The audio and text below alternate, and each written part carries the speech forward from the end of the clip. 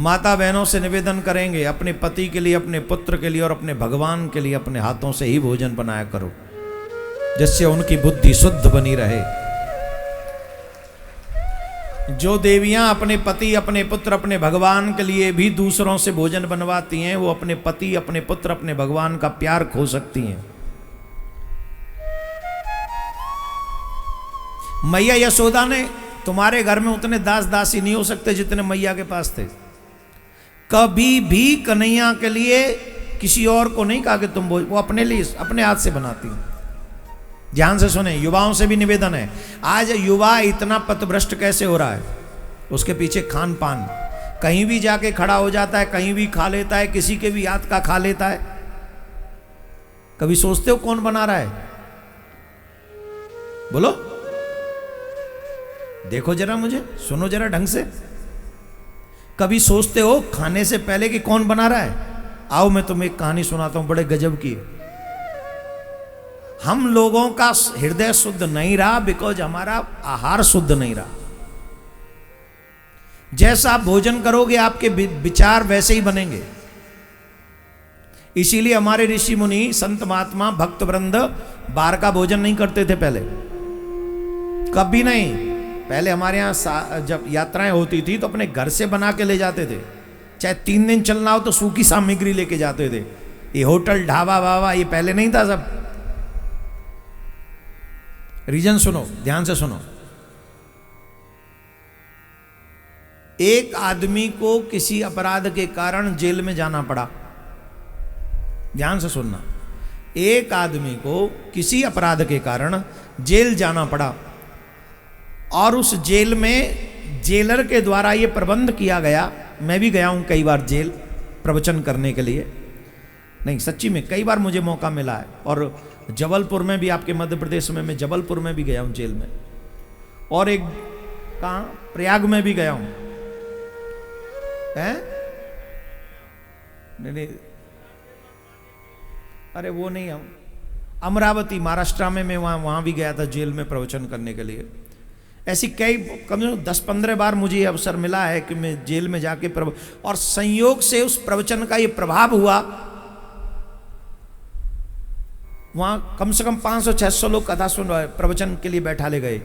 उनमें से कई लोग सुधर गए और कसम खा ली कि आज के बाद हम ये गुनाह नहीं करेंगे, अपराध नहीं करेंगे।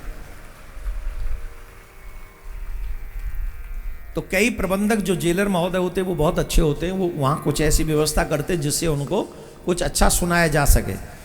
तो एक महात्मा जी की ड्यूटी लगाई कि आप यहाँ के उपनिषद का प्रवचन किया करो। तो उपनिषद का प्रवचन करने लगे वहाँ जेल में महात्मा जी जाके। वो प्रवचन करते थे, बहुत लोग, अधिकांश लोग सुनते थे, पर सब पे इफेक्ट उतना नहीं होता था। एक बच्चा बड़ा सीरियसली सुनता था, किसी चक्कर में फंस गया होगा, जेल चला गया होगा, युवा ही था, 30-31 साल का। वो बड़े मन से प्रवचन सुनता था। ध्यान दें, जो मन से सुनेगा प्रवचन उसी पे प्रभावी होगा। जो टाइम पास करने आएगा उसके लिए तो क्या कहे, वो ठीक है, जैसा चाहो करो, लेकिन जो मन से सुनेगा प्रवचन उसकी जिंदगी जरूर बदल देगा, इसमें कोई दो राय नहीं। अगर आप कथा में बैठ गए और मन से बैठ गए तो कथा आप में बैठेगी, और जिस दिन कथा आप में बैठ गई उसी दिन बेड़ा पार है, उसी दिन उसी समय। तो सुनाते थे, उसका मन धीरे धीरे शुद्ध हो रहा था, बड़े गजब का शुद्ध हो रहा, बड़ा भजन भी करने लगा, तिलक लगाने लगा, और जैसे संत आ जाते वो साष्टांग दंडवत करने लगा, तो उसके जीवन में परिवर्तन होने लगा। एक दिन वो बड़ा बेचैन सो के उठा, और बड़ा बेचैन रात्रि में, बड़ा बेचैन, बड़ा परेशान, एक भयानक सा स्वप्न उसने देख लिया। और भयानक सा स्वप्न देखा तो घबरा गया, फिर सो न सका सारी रात्रि भर। सुबह उसने जल्दी स्नान किया, पूजा पाठ किया, वो समय पूरा जल्दी जल्दी वो प्रतीक्षा करने लगा कि महाराज आए तो मैं उनसे कुछ पूछूं। स्वप्न में भी बहुत बड़ा प्रभाव होता है। जिस जिस प्रकार के स्वप्न दिखते हैं उनका कहीं ना कहीं हमारे जीवन से भी संबंध रहता है।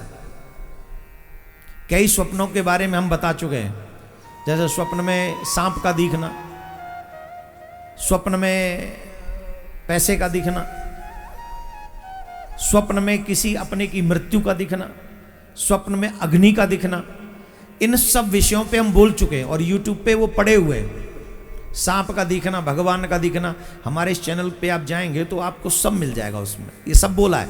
और इसलिए बोला है जिससे आप किंतु परंतु इफ बट में कुछ न रहे, आपकी शंका का समाधान हो जाए। नोट दिखना भी क्या फल है उसका, वो भी YouTube पे डाला है हमने, इसी चैनल पे पड़ा हुआ। हमारे लोगों ने बड़ी मेहनत करते बेचारे आप सब के लिए, आप लोग जाके देख भी लिया करो, देखते भी हैं। एक दिन की कथा को लोग लाखों लाखों में 24 घंटे देख लेते हैं, बहुत बड़ा प्यार है आप सबका। और बढ़ाया करो, जैसे सनातनी और बढ़े, सुनो भी, सुनाओ भी और धारण भी करो। माथे पे तिलक, गले में कंठी, हाथ में कलावा, मुख में भगवान का नाम, सिर पे सखा, ये शिखा जरूर रखो। कहाँ था मैं, आ जाओ वहीं लौट के। सुबह हुई, वो संत जी आए, उसने साष्टांग दंडवत की, बेचैन था। महाराज जी ने पूछा, बड़ा बेचैन है तू, क्या बात है? बोले महाराज जी रात्रि में मैं ढंग से सो नहीं सका। कारण? बोले मैंने एक भयानक स्वप्न देखा है। क्या स्वप्न देखा है? बोले मैं सोया हुआ था, मैंने देखा कि मेरे एक हाथ में तलवार है, मैं अपने घर में गया और अपनी माँ के पास गया। माँ अंधेरे से कमरे में सोई हुई थी, मैंने माँ के केस पकड़े और माँ को केस पकड़ के बाहर लेके आया और मैंने तलवार से माँ को मार डाला। ये भयानक स्वप्न देखा महाराज, मैं बड़ा परेशान हूं, मैं बड़ा दुखी हूं महाराज, मुझे ऐसा कैसे, ये स्वप्न कैसे आ गया? महाराज ने कहा तुम्हारे जेलर कहाँ हैं? यहीं होंगे। क्यों? बोले ये पता करो कि आज भोजन किसने बनाया,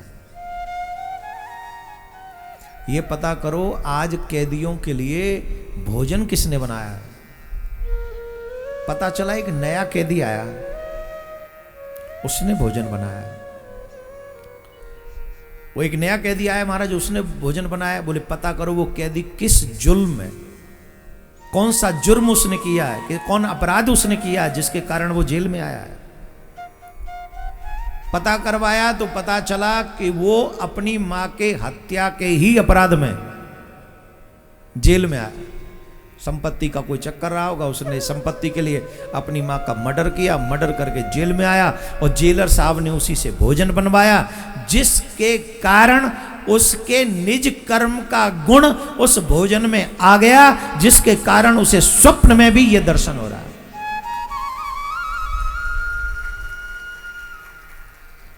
अब आप सोचिए कि जिसने भोजन बनाया उसका गुण उस भोजन में आया, उसने स्वप्न में ये सब हो गया उसके साथ में। हम लोग तो न जाने कितने होटलों में कितने लोगों के हाथों से भोजन बना हुआ खाते हैं, हमें तो ये भी नहीं पता वो कर क्या रहे हैं रियल लाइफ में। उनके हाथों से बना हुआ भोजन जब हम खाएंगे, हमारे जीवन में क्या इफेक्ट होगा? जवाब दीजिए। इसलिए कम से कम आहार बड़ी शुद्धता से स्वीकार कीजिए। अपने घर के अलावा जो लोग पाप की कमाई करते उनके घर में भी भोजन मत कीजिए, आपका जीवन इफेक्टेड हो जाएगा। महाराज आप मानोगे नहीं, हम तो अपना रसोईया अपने साथ ही रखते हैं। इसलिए पूछो, हमारे साथ में रसोईया रहता है, कहीं भी चले जाएं, जहां जाएंगे हमारा ही रसोईया भोजन बनाएगा। इसलिए नहीं कि सामने वाले सब गलत हैं ना, इसलिए कि एक अवगुण से हम बचे रहें, और वो ब्राह्मण शरीर है जो हमारे लिए भोजन और ठाकुर को भोग लगावाते हैं, वो ब्राह्मण शरीर है। इसलिए मैं आप सबसे आग्रह करूंगा, भोजन में सावधानी रखो, किसी के भी हाथ का मत खाओ, नहीं तो तुम्हें पथभ्रष्ट होने में कोई विलंब नहीं होगा। इसलिए भोजन पर बहुत ध्यान देने योग्य बात है, ध्यान देना ही पड़ेगा। अगर चाहते हो कि हमारा मन भगवान के भक्ति में लगे, तो पहली शर्त है अपना आहार शुद्ध करो। किसी भी एरे गेरे के हाथ से बना हुआ भोजन मत करो। खाने को कुछ ना हो तो 4 बिस्किट खा के अपने घर से बिस्किट बना ले जाओ, लड्डू बना ले जाओ, मिठाई बना ले जाओ, जो खा के तुम दिन गुजार सकते हो वो बना ले जाओ, लेकिन हर किसी के हाथ का मत खाओ बना हुआ।